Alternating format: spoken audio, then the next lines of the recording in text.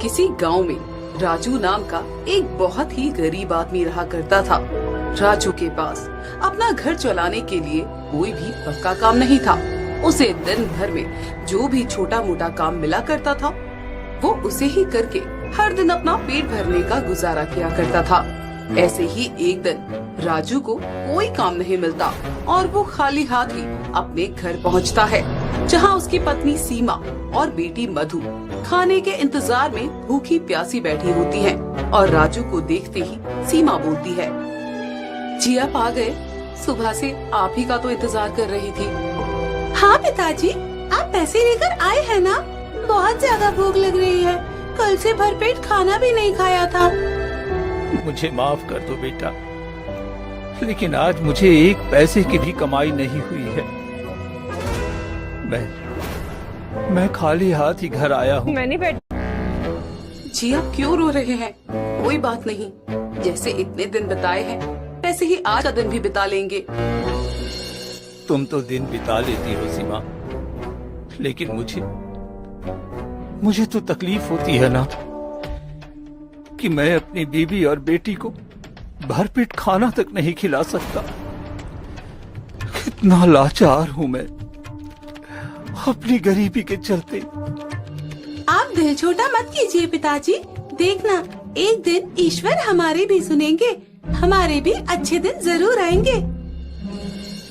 पता नहीं वो दिन हमारे जीवन में कब आएगा बेटा। कहीं उस दिन के इंतजार में हमारा जीवन ही न खत्म हो जाए। राजू की आंखों में बेबसी और लाचारी के आंसू बहते रहते हैं।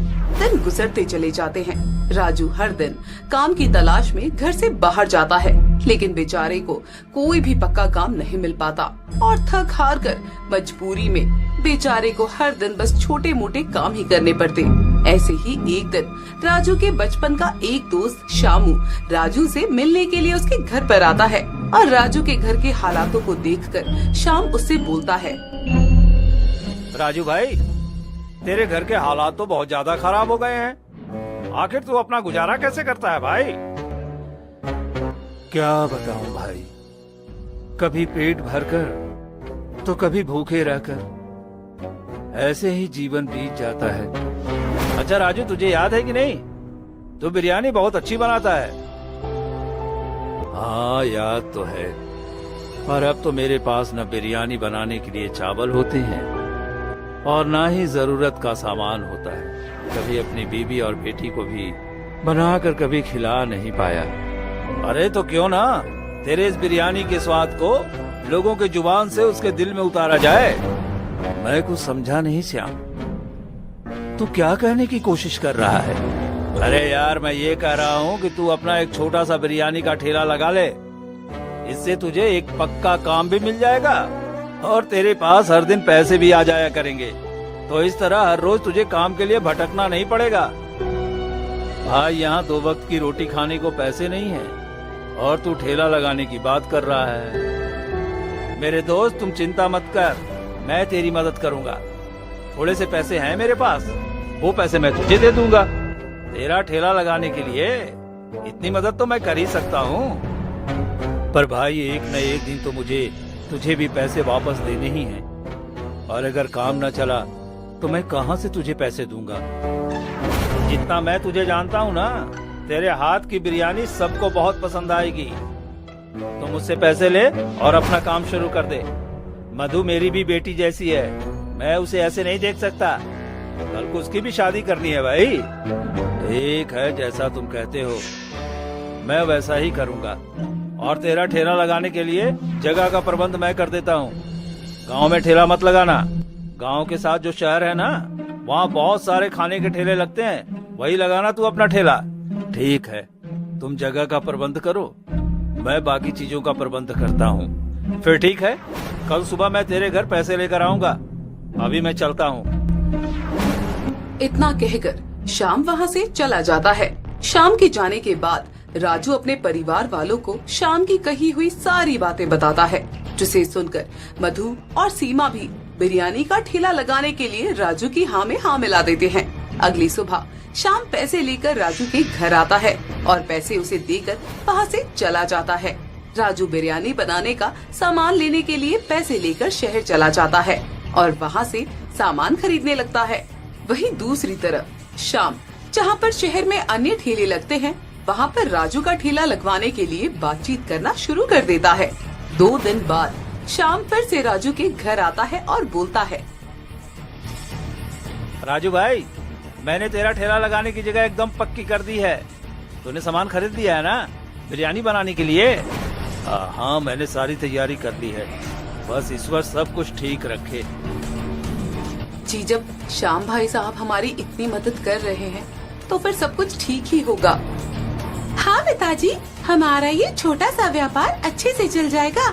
मैं और माँ भगवान से प्रार्थना करेंगे। अरे चिंता मत कर राजू, इतने लोगों की दुआएं और सपोर्ट है तेरे पास, सब कुछ अच्छा होगा।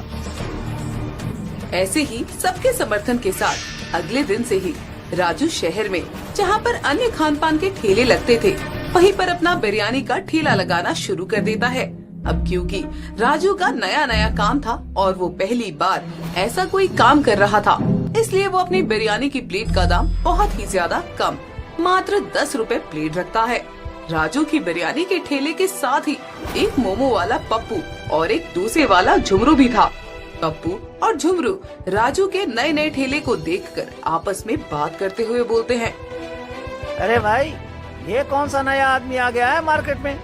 10 रुपए में बिरयानी की प्लेट दे रहा है। अरे 10 रुपए में फिर खाना भी? अरे 10 वाला ही होगा। बिरयानी के नाम पर सब्जी वाले उबले चावल दे रहा होगा। अरे बात तो ये भी सही है। खैर, हमें क्या लेना देना, हमारा धंधा तो जमा हुआ है भाई। अरे वही तो, 10 रुपए की बिरयानी वाला हमारा डोसा और मोमोज की क्या बराबरी करेगा? अरे ये तो 2 दिन में अपना झोला उठाकर भागेगा यहाँ से, कोई बिक्री नहीं होगी इसकी। अरे चलो, नया नया है, जाकर एक बार बात कर लेते हैं। काम चले ना चले, हमें क्या लेना देना है इससे। ऐसे ही झुमरू और पप्पू दोनों राजू के पास जाते हैं और उससे बात करते हुए बोलते हैं, और भाई, कैसा चल रहा है तुम्हारा काम? नया नया ठेला है, कोई आया कि नहीं? भाई आज तो शुरुआत की है, बस ठीक ठाक चल रहा है। अभी तो बस 4-5 लोग ही आए हैं। अरे इतना सस्ता देखकर तो लोग जल्दी आ जाते हैं, तब भी सिर्फ 4-5 लोग ही आए। वैसे एक बात बताओ, तो इतनी सस्ती बिरयानी बेच रहे हो तो भैया तुमको पड़ता पड़ रहा है। अब क्या करें भाई, घर चलाने के लिए कुछ ना कुछ तो करना ही पड़ेगा ना, तो इसलिए छोटे से शुरुआत कर रहे हैं। आगे जाकर व्यापार अच्छा चलेगा तो इसे बढ़ा भी देंगे। चलो, अच्छी बात है, ईश्वर तुम पर अपनी कृपा करें। आप दोनों बिरयानी खाना चाहेंगे तो मैं आप दोनों को दूं? अरे नहीं नहीं नहीं, हमें नहीं खानी है भाई, तुम ग्राहकों को खिलाओ, वही बहुत है। हाँ भाई, वैसे भी अपने अपने ठेलों पर बहुत काम है, हम वहाँ जाते हैं, तुम अपना ठेला संभालो। इतना कहकर पप्पू और झुमरू अपने अपने ठेले पर चले जाते हैं और काम करने लगते हैं। शुरुआत के पहले दिनों में राजू के ठेले पर बस 2-4 लोग ही आते हैं, लेकिन जैसे जैसे लोगों को बहुत ही कम पैसे में बिरयानी का अच्छा स्वाद मिलने लगता है, तो धीरे धीरे राजू के ठेले पर बिरयानी खाने वाले ग्राहकों का मेला लगने लग जाता है। दिन गुजरते चले जाते हैं और अब डोसा और मोमोज खाने वाले पप्पू और झुमरू के ग्राहक भी धीरे धीरे राजू की बिरयानी की तरफ आकर्षित हो जाते हैं और वहीं से बिरयानी खाना शुरू कर देते हैं। ये सब होता देखकर पप्पू और झुमरू को अब राजू से जलन होने लगती है और ऐसे ही एक दिन दोनों आपस में बातें करते हुए बोलते हैं, भाई 10 की बिरयानी वाला तो कुछ ज्यादा ही उड़ रहा है, हमारे ग्राहकों को भी अपने ठेले पर लेकर जा रहा है। हम ऐसा होते हुए नहीं देख सकते हैं। अगर ऐसे ही चलता रहा भाई तो ये 10 वाला हम 50 वालों पर भारी पड़ जाएगा। एक काम करते हैं, इसका ठेला ही बंद करवा देते हैं। पर इसका ठेला बंद कैसे करवाएंगे? अरे हमारा कौन सा सरकारी डिपार्टमेंट है यहाँ पर? अरे डिपार्टमेंट नहीं है तो क्या हुआ, इसका ठेला ही उठवा देते हैं। लेकिन करेंगे कैसे, ये भी तो बात है ना। अरे आजकल रिश्वत देकर सब हो जाता है। म्युनिसिपालिटी वालों का एक जानकार बंदा है मेरे पास, उससे बात करते हैं और इसके ठेले को उठवाते हैं यहाँ से। अरे तो जल्दी बात करो भाई, इसके पहले कि ये हमारा ठेला बंद करवा दे और हमें अपना मोमोज और डोसा लेकर कहीं और ना भागना पड़े। चिंता मत कर, कल ही देख मैं क्या करता हूँ। ऐसे ही अगले दिन पप्पू और झुमरू मिलकर पप्पू के जानकार मुंशी पार्टी वाले रघु के पास जाते हैं और उसे सारी बात समझाकर एक मोटी रकम रिश्वत की दे देते हैं। अगले दिन रघु अपने मुंशी पार्टी वाले बाकी सभी लोगों के साथ आता है और रघु के ठेले पर अपना डंडा खड़खड़ाते हुए बोलता है, 10 रुपए के बिरयानी वाले, ये ठेला बंद कर अपना। साहब, क्या हो गया साहब? ठेला क्यों बंद करना है? ग्राहकों की लाइन लगी हुई है बिरयानी लेने के लिए। देख, क्योंकि तेरा ठेला यहाँ पर और ज्यादा नहीं लग सकता, समझा तू?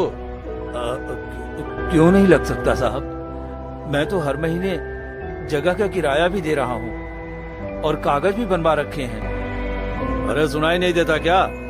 ये वर्दी मैंने शौक में पहनी हुई है क्या?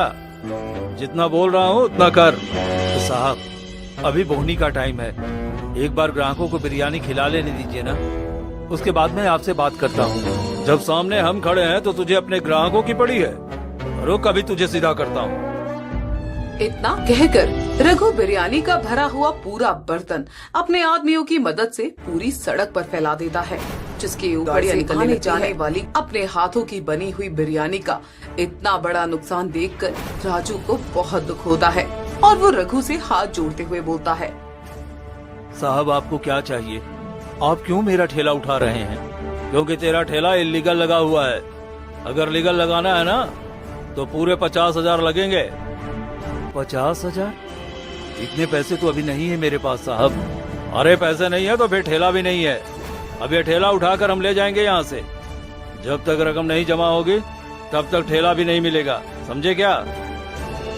इस तरह रघु अपने बाकी सभी मुंशी पार्टी वाले सदस्यों के साथ मिलकर राजू के ठेले को वहाँ से जबरदस्ती उठाकर ले जाता है।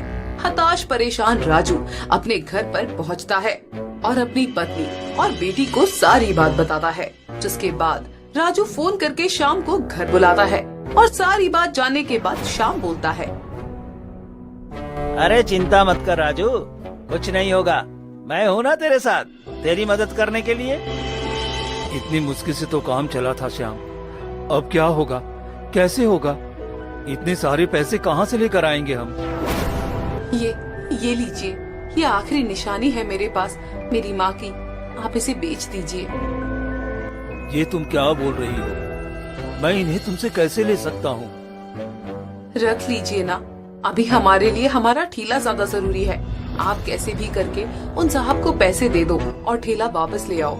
आंसू भरी आंखों से राजू सीमा के हाथों से वो सोने की बालियां ले लेता है और शाम के साथ जाकर उसे एक सुनार के यहाँ बेचकर पूरे 50,000 ले आता है और उन पैसों को लेकर दोनों लोग जल्दी जल्दी रघु के पास पहुँचते हैं। रघु रकम देखकर हैरान हो जाता है और अब उसे मजबूरन राजू को उसका बिरयानी का ठेला वापस देना पड़ता है। अगले दिन सुबह सुबह झुमरू और पप्पू आपस में बड़ी ही खुशी से बातचीत कर रहे होते हैं, क्योंकि उन्हें यही लग रहा था कि अब तो राजू और उसका ठेला हमेशा के लिए उनका पीछा छोड़ चुके हैं। लेकिन तभी राजू हर सुबह की तरह अपना ठेला लेकर अपनी जगह पर पहुंचता है। दोनों ही राजू और उसके ठेले को देखकर हैरान हो जाते हैं। तभी पप्पू बोलता है, अरे ये 10 रुपए की बिरयानी वाला फिर से आ गया।